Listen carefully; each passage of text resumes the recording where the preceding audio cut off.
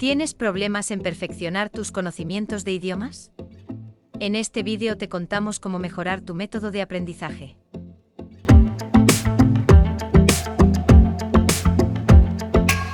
No te olvides de suscribirte a Lang Explorer en español. Muy probablemente sigues teniendo problemas en hablar inglés, aunque lo hayas estudiado por mucho tiempo. Necesitas hablarlo quizá porque viajas al extranjero, quizá porque recibes invitados internacionales o quizá porque estás en una conferencia, pero eres incapaz de entender lo que dicen o de transmitir tus sentimientos y pensamientos. Pero no te desanimes. Este vídeo te mostrará un análisis de lo que necesitas para dominar inglés, seguido por una metodología que te ayudará a mejorarlo. No puedes hablarlo simplemente porque practicas un método equivocado, y si sigues otro adecuado, en 6 a 12 meses te sentirás cómodo en esta lengua.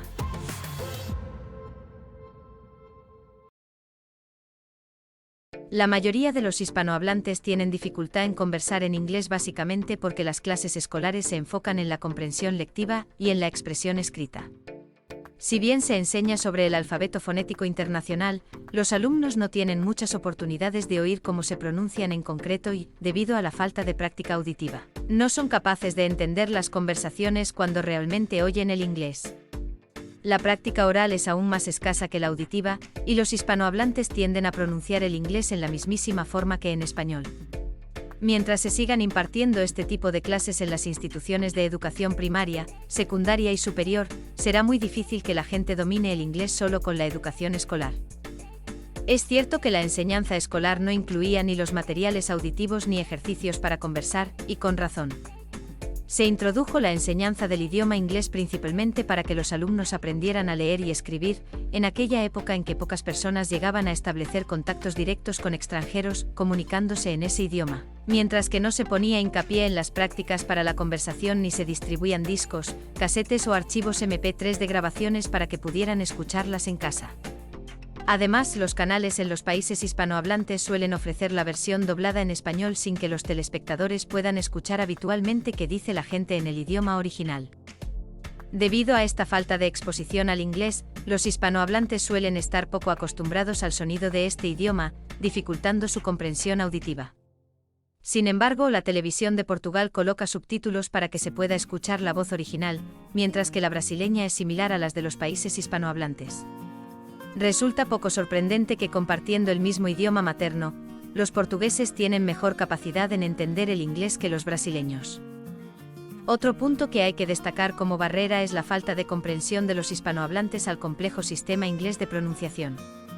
Se trata de un idioma que a lo largo de siglos la pronunciación real se ha desviado mucho de la ortografía, además de la notable diferencia entre el inglés británico y el americano, y se añade últimamente el tercer variante importante, o sea el inglés de los hindúes.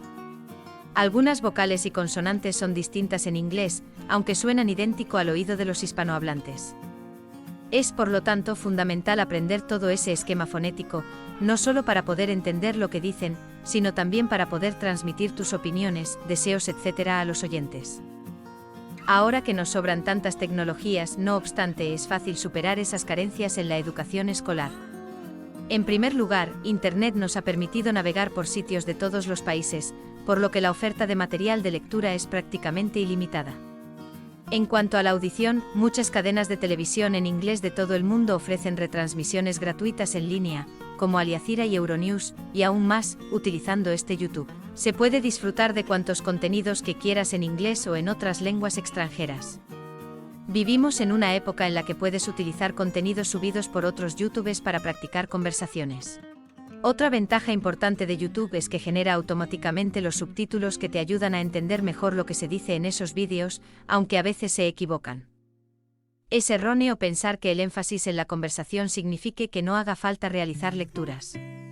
Es poco probable que no comprendas la frase escrita en un idioma extranjero mientras que la entiendas cuando la oyes. Cuando lees es posible pasar más tiempo que la audición para entender la sentencia, confirmando el significado de cada palabra y ocasionalmente analizando las funciones gramaticales, por ejemplo conjugación de verbos y declensión de los nombres en latín, griego, alemán y ruso, etc. Por eso, mejorar tu capacidad de lectura te ayudará en última instancia a mejorar tu capacidad de comprensión auditiva. La expresión oral también puede mejorarse considerablemente mediante el uso de las tecnologías de la informática. La principal razón por la que la gente tiene dificultad en la conversación en inglés es porque les falta la práctica pronunciando frases en inglés, o mejor dicho, te falta el mecanismo cerebral para transformar tus nociones en palabras en ese idioma. Acuérdate de que en las clases de español tenías que leer libros en voz alta. Se trataba de un ejercicio para que pudieras componer frases complejas en tu idioma materno. De ahí que repetir la misma práctica al estudiar una lengua extranjera te permitirá expresarte mejor en una conversación en la misma. En este caso, también puedes mejorar tu pronunciación buscando frases o contenidos de conversación que te gusten en Internet y escuchando e imitando la pronunciación de los hablantes nativos. Y no te olvides de que el vocabulario y la gramática también son importantes. Por mucho que hagas ejercicios de la conversación como escuchar y hablar, no podrás entender lo que te dicen si no conoces el vocabulario utilizado. La cantidad de palabras necesarias depende del nivel que quieras alcanzar, pero normalmente unas 2.500 palabras son suficientes para poder realizar conversaciones en la vida cotidiana, mientras que las necesitas más y si vas a vivir en el extranjero como expatriado o a estudiar en una universidad. También es cierto que mucha gente carece de ganas de estudiar la gramática porque es aburrida, pero tendrás problemas de comprensión sin conocimientos gramaticales adecuados, sobre todo para poder llegar a niveles superiores. Por ejemplo, en alemán puedes decir Der Hund hat den Mann gebissen. que significa el perro le ha mordido al hombre, y Den Hund hat der Mann gebissen. que significa al perro ha mordido el hombre. En ambas frases las palabras están en el mismo orden y son los artículos definitivos en diferentes casos nominativo y acusativo, respectivamente, que especifican que ha mordido qué. O sea, en la primera frase es el perro que ha atacado mientras que el agresor es el hombre en la segunda. En inglés se expresan esas relaciones normalmente por el orden, o sea, el primer nombre es el nominativo, el segundo es dativo y el tercero es acusativo, aunque el dativo puede expresarse con la preposición to, of. for. Por ejemplo, se puede decir David gave Nicole a flower. o, David gave a flower to Nicole. y ambos significan David le da una flor a Nicole. Otro ejemplo muy importante de la gramática es el uso frecuente de honoríficos en algunos idiomas orientales, como el coreano y el japonés.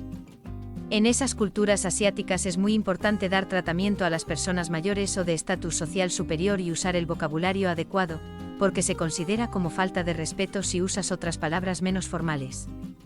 El tuteo se limita a circunstancias entre amigos y también para hablar con jóvenes o los que tienen menos privilegio, y el honorífico es imprescindible en muchas ocasiones para evitar que te consideren como maleducado. Resumamos el contenido de este vídeo. Para dominar el inglés o cualquier otro idioma, es importante mejorar de forma equilibrada las 5 destrezas que acabamos de tratar: la lectura, la comprensión oral, la expresión oral, la expresión escrita y el vocabulario y la gramática. Iremos subiendo otros vídeos sobre cada uno de estos temas para presentar estas capacidades más detenidamente. Pondremos enlaces a los vídeos correspondientes en la descripción cuando estén listos, y esperamos que vuelvas a este canal para echarles un vistazo. Lo mejor que puedes hacer es elaborar un balance de tu capacidad lingüística actual en las 5 áreas mencionadas, establecer objetivos sobre cómo vas a desarrollar cada una de ellas y revisarlos mensualmente. Por ejemplo, si vuelves a empezar con el inglés el 1 de septiembre, debes anotar la situación actual de los 5 puntos a finales de agosto, luego anotar lo que harás cada día en septiembre y, a finales del mes, supervisar tus progresos en ese periodo y fijarte nuevos objetivos para octubre. En la mayoría de los casos te sentirás suficientemente cómodo para poder mantener conversaciones ordinarias en inglés u otro idioma extranjero si lo estudias durante un año, dedicándose entre 60 y 90 minutos al día. Empezarás a procesar la información directamente en la lengua que aprendes a medida que sigas practicando tus habilidades de comprensión y expresión oral. Bastarán 6 meses en el caso de un idioma que ya hayas estudiado en la secundaria, y en 6 a 12 meses vas a mejorar tus conocimientos lingüísticos en un nivel. Por ejemplo, una persona puede mejorar su francés de A2 a B1. Resumamos el contenido de este vídeo. Para dominar el inglés o cualquier otro idioma, es importante mejorar de forma equilibrada las 5 destrezas que acabamos de tratar: la lectura, la comprensión oral, la expresión escrita y el vocabulario y la gramática. Iremos subiendo otros vídeos sobre cada uno de estos temas para presentar estas capacidades más detenidamente. Pondremos enlaces a los vídeos correspondientes en la descripción cuando estén listos, y esperamos que vuelvas a este canal para echarles un vistazo.